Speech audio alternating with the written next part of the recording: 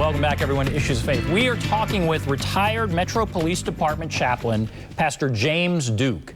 He served as the chaplain for the Metro Police Department for 22 years. He was a Metro Police officer for 34 years. Recently retired.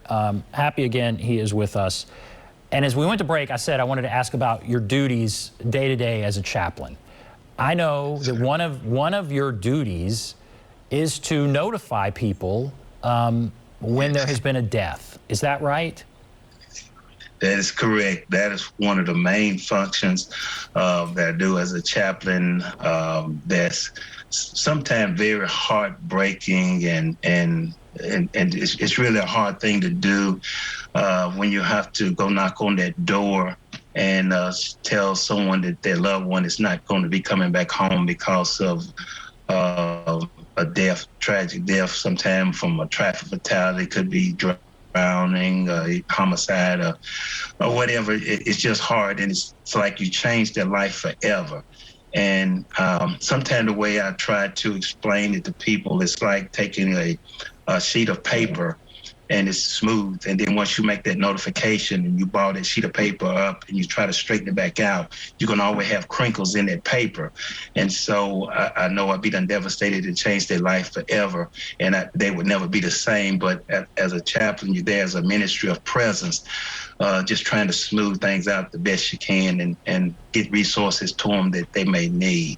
So it's very difficult making those death notifications. And Pastor, I mean, it's hard for all of us to kind of confront people with bad news. You had to do that over and over. And as someone who's done it, how do you approach that? You know, for any of us who have to do it once or twice, but what is needed by people when news like that is delivered? How did you approach that in each case? Yeah, no death notification is the same because people react different, and it's nothing that you can say that is routine. But in each case, you must be very compassionate. You must be very sensitive to the needs of the people.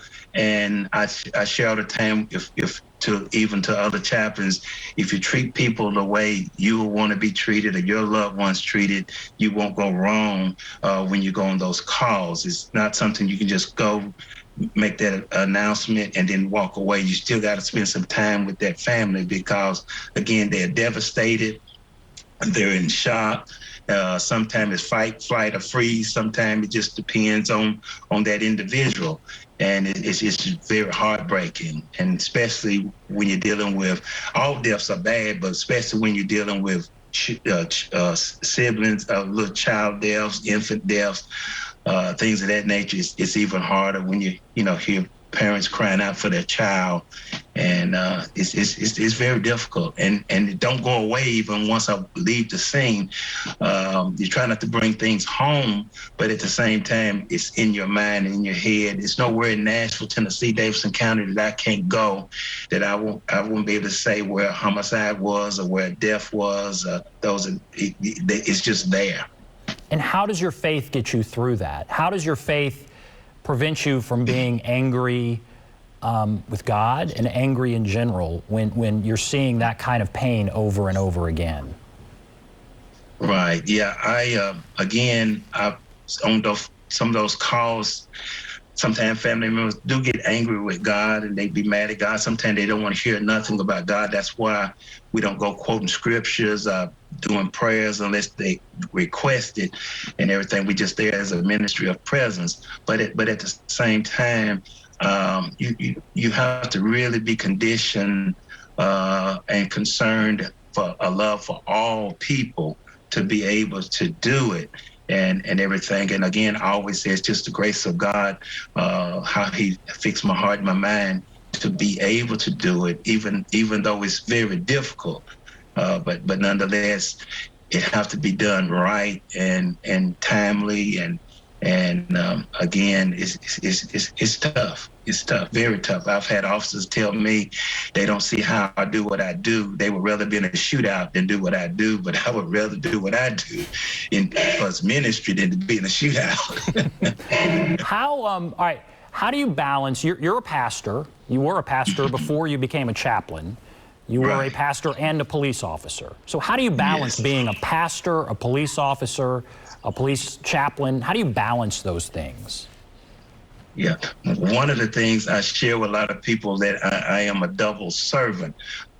Because as a police officer, you're a serving and protecting, and then as a pastor, you are a servant, and both of them deals with saving, and in policing, it's the job of saving lives, and then in pastoring is saving souls.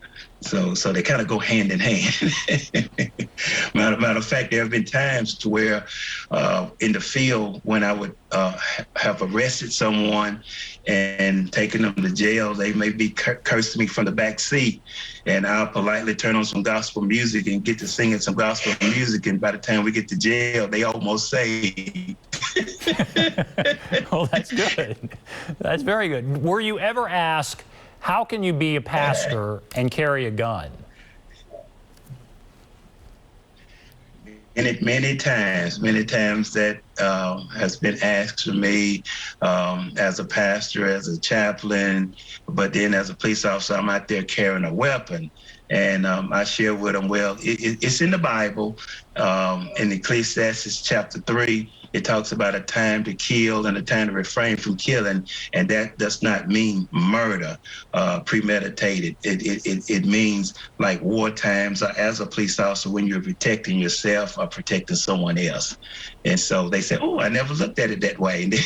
And so that's what I shared, and they seem to accept that as a good answer. Pastor, you've seen so much of this city, of this community. What does the community need? There's a lot of pain out there. What does the community need? What's your perspective, your unique perspective on that? Right. I think, and you're right, there's so much going on every day. You turn on the news, there's something happening here, and it's not no one point certain neighborhood where a lot of things is happening. It's just wickedness everywhere.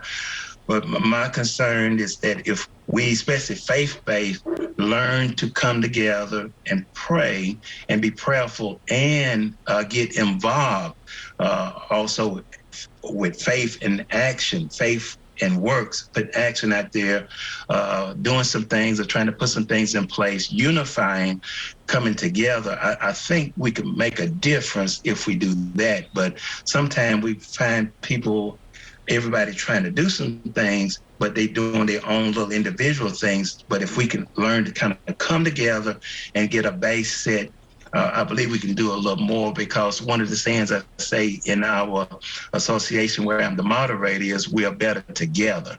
And so I believe if we learn to unify and come more together, we can get greater things done for our community and our city. We only have about a minute left. Are you optimistic that we can come together, that we are coming together? Where are you optimistic, or where are you on that? I'm optimistic that yes, we can come together. Things are coming together in some areas, and again, it's just going to take some people that not want to always be the leader, but just be a follower, hands-on, not necessarily being out front, but just being a part of the movement to try to make a difference, to make a change, and it can be done. And even within the police department, there are a lot of changes that's been made to try to reach out to various communities and the undeserved. And so I believe in time it can happen, but will we get rid of it altogether? Maybe not. But if you could just reach 1, 2, I think you made a difference right there, because everybody's not going to always buy in. But that shouldn't stop us from trying. No, 1. Just reach 1. Pastor, what a joy to talk to you. Thank you so much for coming on, for giving your time. I really appreciate it. Pastor James Duke, retired Metro Police Chaplain. Thanks to him. Thanks to you also for watching us on Issues of Faith. Have a great day, everybody.